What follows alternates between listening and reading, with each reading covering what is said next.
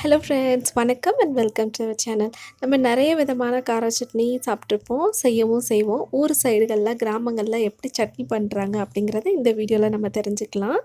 கொஞ்சமாக கருவேப்பிலை, ஒரு தக்காளி பழம், சின்ன தக்காளி பழம், அதுக்கப்புறமா 2 வெங்காயம், பெரிய வெங்காயம், 2 ஸ்பூன் அளவுக்கு உளுத்தம்பருப்பு, 2 ஸ்பூன் அளவுக்கு கடலைப்பருப்பு, அதுக்கப்புறமா ஒரு 9 காஞ்ச மிளகாய் நல்லா காரசாரமாக இருக்கிறதுக்காக, அதுக்கப்புறம் ஒரு 3 பல் பூண்டு, கொஞ்சமாக தேங்காய் ஒரு அரை துண்டு அளவுக்கு சேர்த்தா போதும், நிறைய சேர்க்கக்கூடாது. அதுக்கப்புறமா ஒரு பாத்திரம் அடுப்பில் வச்சுட்டு எண்ணெய் சேர்க்க தேவையில்லை. 2 ஸ்பூன் அளவுக்கு கடலைப்பருப்பு எடுத்து வச்சுருக்கோம் இல்லையா, அதை நல்லா மிதமான தீயில நல்லா வறுத்து எடுத்துடணும். ஒரு 2 நிமிஷம் வறுத்து எடுத்துட்டு, இதுக்கப்புறமா உளுத்தம்பருப்பு, நம்ம 2 ஸ்பூன் அளவுக்கு உளுத்தம்பருப்பு எடுத்து வச்சுருக்கோம், அதையும் சேர்த்து நல்ல மிதமான தீயில ஒரு 2 நிமிஷம் வதக்கி எடுத்துக்கணும். கருக விட்டுறக்கூடாது.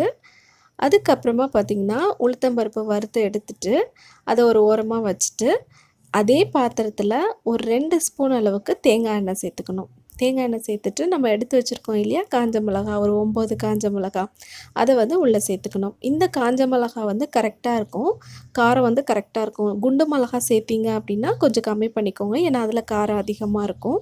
இதையும் எண்ணெயில் நல்லா வறுத்து எடுத்துக்கணும். அந்த நிறம் மாறுற வரைக்கும் வறுத்து எடுத்துக்கணும். அதுக்கப்புறமா நம்ம வச்சுருக்கிற தேங்காய், பூண்டு, கருவேப்பிலை, இதையும் ஒரு 2 நிமிஷம் நம்ம அந்த எண்ணெயிலே வதக்கிக்கலாம். வேறு எண்ணெய் ஊற்ற தேவையில்லை. ஏற்கனவே ஊற்றின எண்ணெயிலேயே இது எல்லாத்தையுமே நம்ம வதக்கிக்கலாம். அதுக்கப்புறமா நம்ம 2 வெங்காயம் கட் பண்ணி வச்சுருக்கோம் இல்லையா, அந்த வெங்காயத்தையும் உள்ளே சேர்த்துட்டு லைட்டாக வதக்கிட்டு, ஒரு தக்காளி பழம் கட் பண்ணி வச்சுருக்கோம், அந்த தக்காளி பழத்தையும் இது கூட சேர்த்து நம்ம நல்லா வதக்கிக்கணும். இது ரொம்ப நேரம் வதக்க தேவையில்லை, ஒரு 2 நிமிஷம் வதக்குனா போதும். ரொம்ப நல்லா கொலைய வதக்கணும் அப்படின்லாம் கிடையாது. ஒரு லைட்டாக ஒரு 2 நிமிஷம் வதக்கி எடுத்துட்டு இது எல்லாத்தையுமே நல்லா ஆற வச்சுக்கலாம். அதுக்கப்புறம் பார்த்திங்கன்னா, நம்ம ட்ரை ரோஸ்ட் பண்ணி வச்சுருக்கோம் இல்லையா, காஞ்ச மிளகா, உளுத்தம்பருப்பு, கடலைப்பருப்பு, தேங்காய், கருவேப்பிலை, பூண்டு, இது எல்லாத்தையும் லைட்டாக ஒருக்கா மிக்சியில் தண்ணி ஊற்றாமல் அரைச்சிட்டு, அதுக்கப்புறமா இந்த வெங்காயத்தையும் தக்காளியும் சேர்த்து ஒரு 1/4 கிளாஸ் அளவு மட்டும் தண்ணி சேர்த்து ஒரு 90% இருக்கிற மாதிரி அரைச்சிக்கணும். ரொம்ப மையாக அரைக்கக்கூடாது. அதுக்கப்புறமா நம்ம வதக்கின அதே பாத்திரத்தில் 2 ஸ்பூன் அளவுக்கு தேங்காய் எண்ணெய் விட்டுட்டு, கடுகு, உளுத்தம்பருப்பு, கருவேப்பிலை, இது எல்லாத்தையும் சேர்த்துட்டு நம்ம அரைச்சி வச்சுருக்க விழுதையும் உள்ளே சேர்த்துட்டு, எந்த அளவுக்கு நம்மளுக்கு சட்னி வேணுமோ அந்த அளவுக்கு கொஞ்சமாக தண்ணி சேர்த்துட்டு ஒரு 2 நிமிஷம் கொதிக்க வச்சா போதும். உடனே ஸ்டவ் ஆஃப் பண்ணிட வேண்டியதுதான். தேவையான அளவு உப்பு சேர்த்துக்கோங்க, கொஞ்சமாக கல் உப்பு சேர்த்துக்கோங்க. சேர்த்துட்டு இதை நல்லா கிண்டிட்டு ஒரு 2 நிமிஷம் கழித்து நம்ம ஸ்டவ் ஆஃப் பண்ணிடலாம். ஃபஸ்ட்டு பார்த்திங்கன்னா, நம்மளோட சட்னி கொஞ்சம் தண்ணியாக இருக்க மாதிரி இருக்கும். நம்ம உளுந்து, கடலை பருப்புலாம் சேர்த்துருக்கனால கொஞ்சம் நேரம் கழித்து சட்னி ரொம்ப கட்டியாயிரும். இது நல்ல 2 நாள் கூட கெடாமல் இருக்கும்.